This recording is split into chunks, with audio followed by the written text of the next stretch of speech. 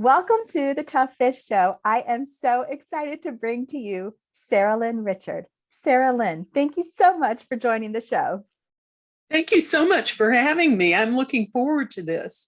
I'm so glad. I'm so excited you're here. And I would love for you to start with, how did you get into writing? Well, I've always wanted to be a writer. I think even when I was like 6 years old, I had the idea of being a writer. But when I was in high school, I had two English teachers who really nurtured my writing talent. They felt like I had it, and they gave me a lot of assignments above and beyond what everybody else had to do. I didn't appreciate it at the time, but I do now because it gave me the confidence that I can write. But then I came home and told my parents that I'm going to be a writer, and they said, no, you're not going to be a writer.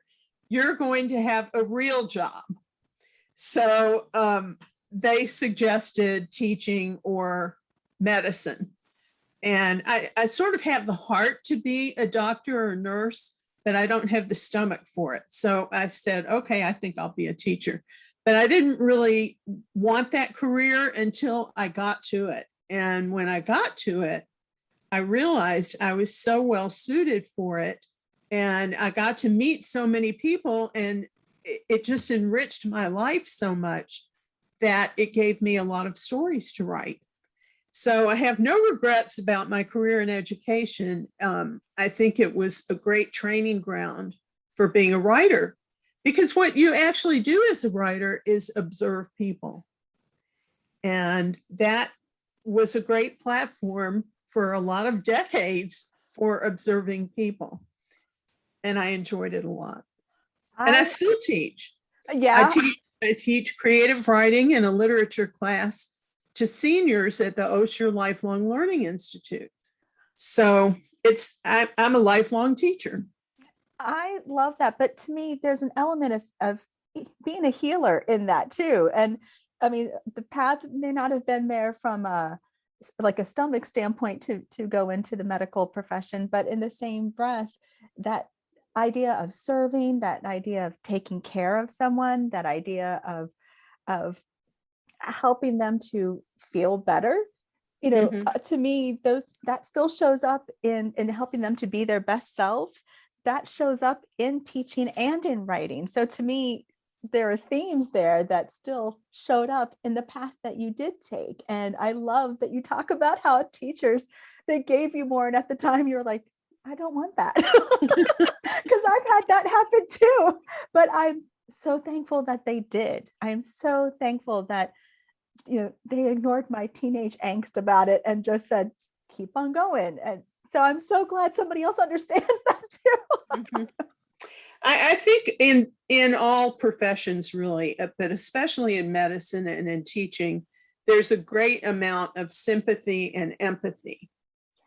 And I think that those serve a writer very well, because a writer has to slip in and out of different characters into their skins, into their lives, into their thought processes, the way they talk.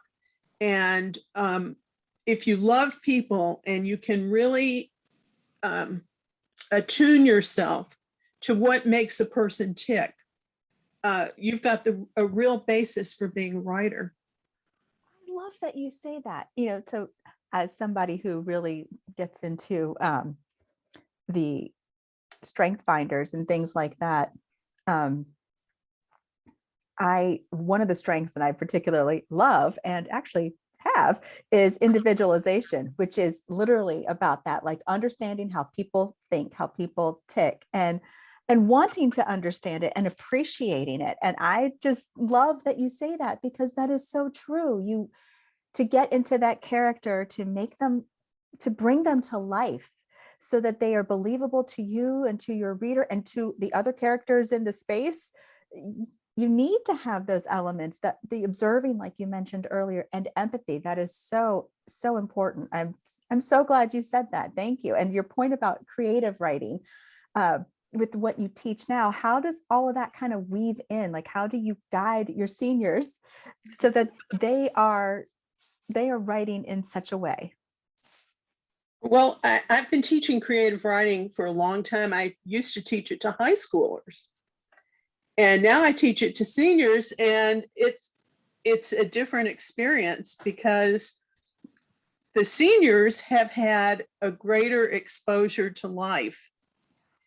And so they can draw from so much more of life's experiences and sorrows and joys. And the teenagers that were writing, they had talent, but they didn't have ideas. It's like, what do I write about? They really struggled to find something to write about. And so my advice to people who want to write is to go out and have the experiences and observations and thoughts, philosophies that come from that, from being with people, because that's what you write about. That's how you connect with readers. I mean, the next step is what you've written, someone needs to read. Yeah. And the reader needs to be able to connect with your characters, with your setting, with the themes in your book.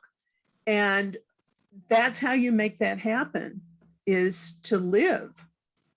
Oh, I love that. In fact, you're reminding me of a movie that I just find so charming. It's The Man Who Invented Christmas, and it's about how Dickens' Christmas Carol came about. And there's one particular scene that always makes me chuckle, where you see Dickens and he is surrounded by the characters from A Christmas Carol, and they're all looking at him like, dude, when are you going to write? I mean, we're waiting on you. But it showed how he was observing different things, he was hearing different things, and how this story came about through observation, through life experience. So it just makes me chuckle when I think of that scene, though, when he's sitting there and all the characters look at him like, really? Are you ever gonna get this on paper? But you're right, you need to have that. And then once you have it, there is somebody who wants to read it. There is someone there, because you don't always know where they are, but you don't need to if that idea has come to you. Mm-hmm. They'll find you. I think so. I mean, you need to put yourself out there, but I still believe that you'll get a connection. You'll build that community when you continually put yourself out there and you're willing to talk about what you're doing, just like you're doing right now. Well, stories are magnets. Throughout history, even in ancient times, stories draw people in. And they still draw people in, and they will always draw people in, because stories they're our culture. They're our insides. They're the meaning of life, really. I guess my kitty agrees with you in that moment. She had to chime in too. But I mean, I totally agree with you. I love that you say that stories are magnets. Now, I know that you specifically have written in mysteries. How do you do that? Would you talk a little bit about the way to go about writing mystery? Because part of that is, it's a whodunit, or it's, how do you, unravel each little piece of breadcrumb that you need to lay out, plus the red herrings, because, you can't give them all away.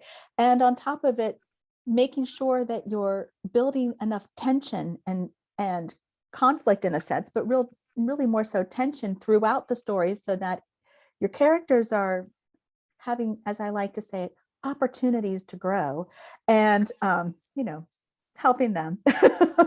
But in the same breath, letting this plot, this mystery unfold accordingly.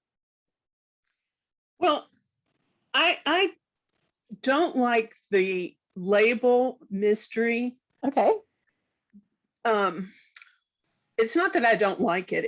It's that I think it's applied sometimes as a formulaic kind of writing. Mm-hmm. And I don't feel that it's formulaic. In fact, I feel that almost every book is a mystery, because even the children's book that I wrote, it has a mystery in it. And historical fiction often has a mystery in it. And that's called suspense. Mhm. It's a tool of the fiction writer, is suspense. And so there's mystery everywhere. Yeah. And I reject the old formulaic that you have to have 5 suspects and you have to have the murder happen within the first 20 pages of the book. And there are a lot of very restrictive elements to writing mystery that I don't believe are valid today. I think that there's a lot of genre blending that has gone on, and I think that's a good thing. But what I do like about writing mystery is that in no other genre are the reader and the writer so connected. Yeah. Because the writer has set forth this plan of how it's a path. Mhm. Think of it as a board game almost. And so the reader is going along, spinning the dice, thinking as they play the game and trying to outsmart the writer.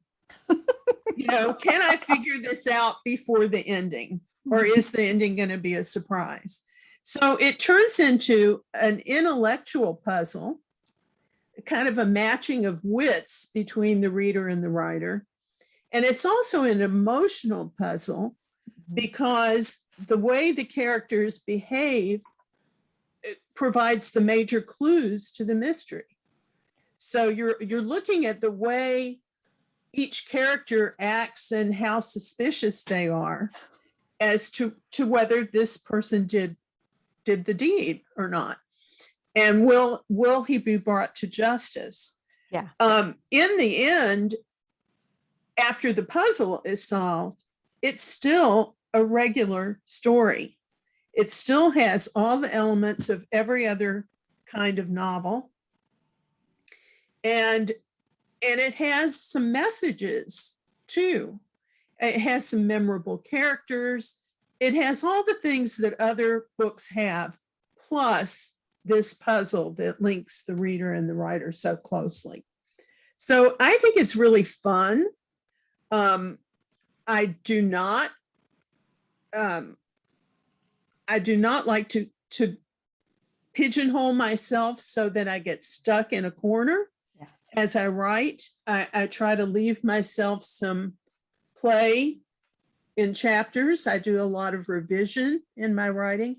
But overall, what I try to do is just have a lot of fun while I'm writing. And that's what I tell my creative writing students is with every assignment, you must have fun. Because if you're not having fun, then the reader is not going to have fun when they read it. That fun just gets transmitted through the words.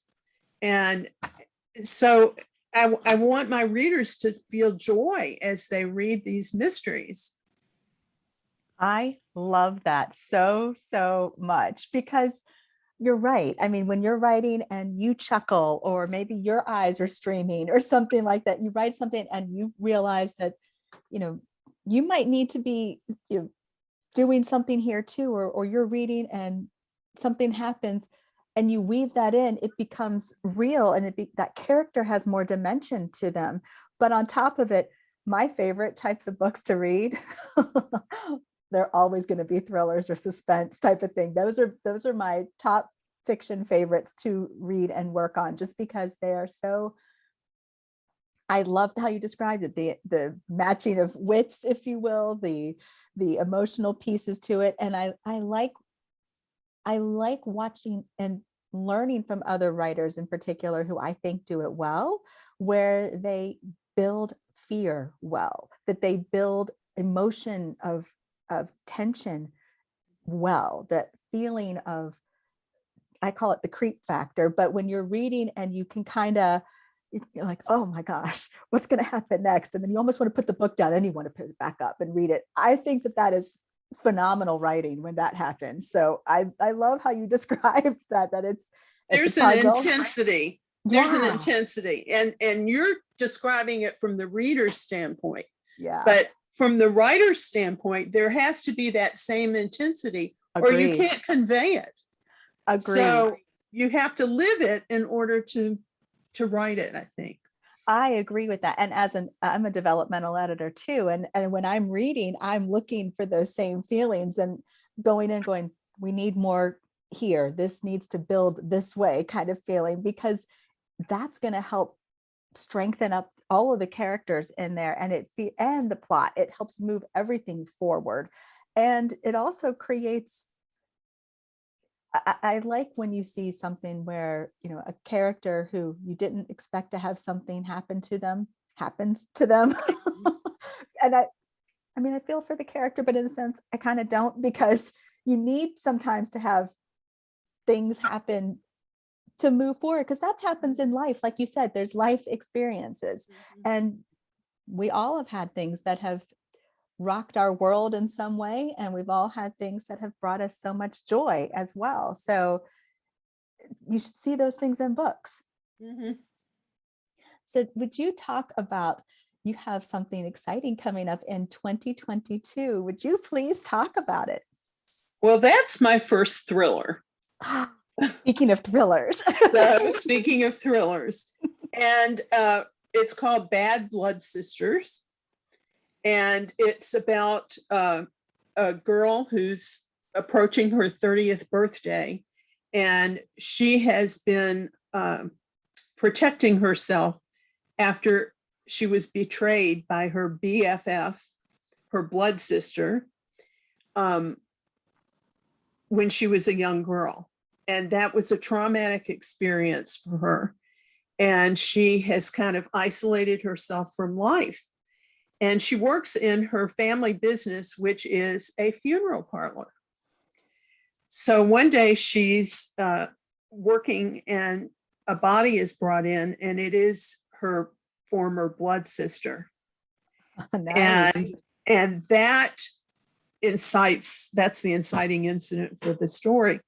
And that brings up a lot of her past. And there's a very traumatic experience that the two of these girls shared. And the death of this blood sister throws Quinn McFarlane into crisis and even danger. And that sends her into the adult entertainment business, searching for the truth and really trying to save her own life. The stakes are very high and the tension is very high. And so we are completely attuned with Quinn as she faces all of these challenges and dangers and tries to get her life on track. Okay, so now you've said something that I would love for you to show a distinction here for listeners, where you said that this is the first thriller, but yet I know that you've written mystery. So would you delineate as to how you see the differences? Well, my mysteries actually some of them have multiple points of view. And those are necessary because I have different characters who know different parts of the mystery and other characters who don't know those parts. And so the reader knows everything, but you have to show some characters who are in the dark and trying to discover things. But with a thriller, we sort of know who the bad guy is from the very beginning. The plot, the intensity of the plot is, can we bring him to justice? Can we restore order? And so all of Quinn's adventures happen in her point of view, which was a challenge for me because it's the first time I've written from a single person's point of view. And there are certain technical things that are difficult, like she has to be everywhere all the time because, there's nothing that can happen out of her sight or earshot, except in dialogue maybe, but she really has to be present in every chapter and every scene, and she is. And what I found as an author is that intensity transferred to me, and I really identified with Quinn, more so I think than any of my other characters, because I was just always in her head, always in her body, always thinking like Quinn the whole time I was writing that book. And I had some bad things happen to Quinn, because in a thriller, it's like what you just said, you have to have some bad things happen, like they do in real life. And when those things happen to her, they happen to me. And it was hard for me to write those chapters. It was like, oh, I put her in this situation and I'm miserable too. But in the end, I think the reader will feel completely identified with Quinn as well. Yeah.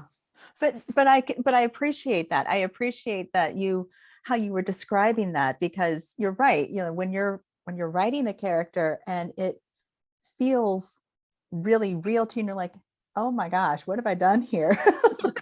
Like, I might need to take a moment and step away, figure out what now, because what have I created here? But in the same breath, that's good, because it makes it more interesting. It makes it it's more compelling in a sense, because then it becomes oh my gosh, how do you? So I love that. I love that you shared that. So when you write either mystery or fiction, to your point, you don't like the formula, but do you outline or plot out the storyline or the overarching plot to kind of get a feel for where it's going, or do your characters guide you more? That is probably the question that I'm asked most. Usually it's different. It can be different wording, getting at the same thing. How much do you pre-plan, or did you know the ending when you first started? And I will say, like in my first mystery, which is a murder in the 1%, I did not outline at all. The only thing that I had was a character chart, a cast of characters, and who they were, what their jobs were, how they connected to the victim. I had that all written down. So maybe that is an outline. But then once I had my characters firmly in place, I just let them tell the story. And I had an experience in that book where some characters are going horseback riding. And I was in the scene with them, and I knew who was there and why they were there and what their experience previously with horses was. But there's an accident that took place in that scene, and I did not plan it. I was just writing, and my characters they're riding their horses, and boom, there was an accident. And that accident ended up being a pivotal plot point for the book that I had not planned at all. It just happened. My characters made it happen. Nice. So that taught me a lesson about spontaneity as I write. And I always want to leave myself room for that. So as I've gone along, the next book is A Palette for Love and Murder, and that's part of the same series. And again, I let my characters tell the story, but I had more of an outline for this book than I did for the first book. And then I get to A Murder of Principle, which is my current standalone book. And this one had even more of a bit of outlining. So I think I'm moving towards outlining, but I always still want to leave myself room to have my characters act and do the way they have them evolve. Yeah. Yeah. I want them to evolve as people. No, I agree with that.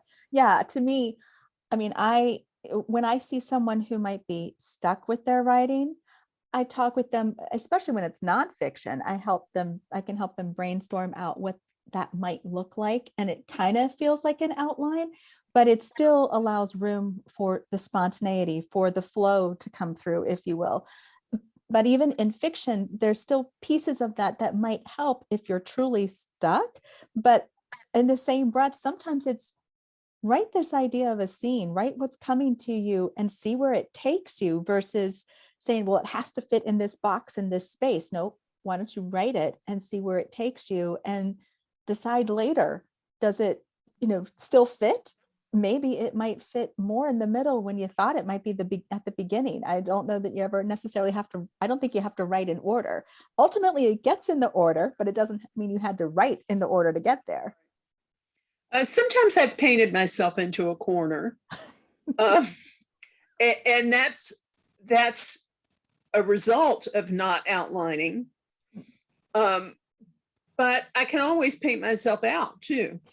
Yeah. And so, I can just back up, take a broader look. Sometimes I exercise in order to break loose if I'm stuck. Somehow that gets things going in my brain and I'm able to get away from my corner that I've painted myself into. One book in a murder in the 1%, I got stuck over the murder weapon. Oh no. Because I bought a whole book. I knew I wanted to use a poison, but I didn't know which poison. I wasn't that familiar with poisons at that time. So I bought a book about poisons and I read the entire thing. It has everything you want to know about every possible poison. And I couldn't find one that fit into the parameters of my story. I mean, you have time and space concerns. You have people concerns like access to this poison, administration of the poison, how long it takes to take effect, etc. So I got to a point where I just couldn't find the appropriate murder weapon. So I said to my writers group, I may have to abandon this story because I can't find my weapon. And they're like, no, you can't. This is a good story. You can't stop. So I put it out to some friends who are doctors. And I said, look, if you can look in some literature, see if you can find something that would kill somebody and, that a side effect or something that I could use. And one of them came back to me with the perfect poison. I love that.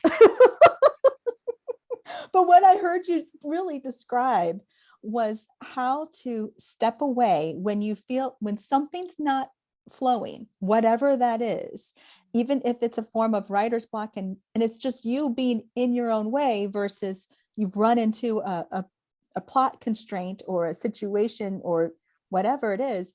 I love how you just described backing away, coming back in, and how to look at it completely different and honoring what's been written, but yet still having a form of a critical eye to say, what do I do differently? And I love that. I also think that it's also important to note that sometimes writers have the most interesting search, history type of things, and to not judge all of that, huh? You get cookies when you're searching on the internet, you're leaving cookies. And sometimes I get the strangest advertisements because of things that I have been looking for. Yeah, I was thinking the same thing.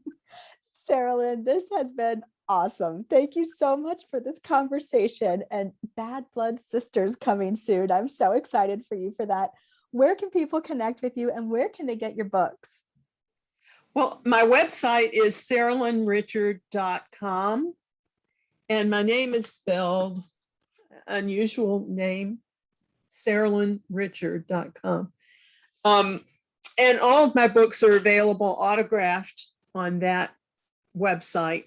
But they're also available on Amazon, Kobo, Barnes and Noble, all the usual sites, and of course in indie bookstores. So those are really close to my heart, and it's always my first choice of where to buy a book.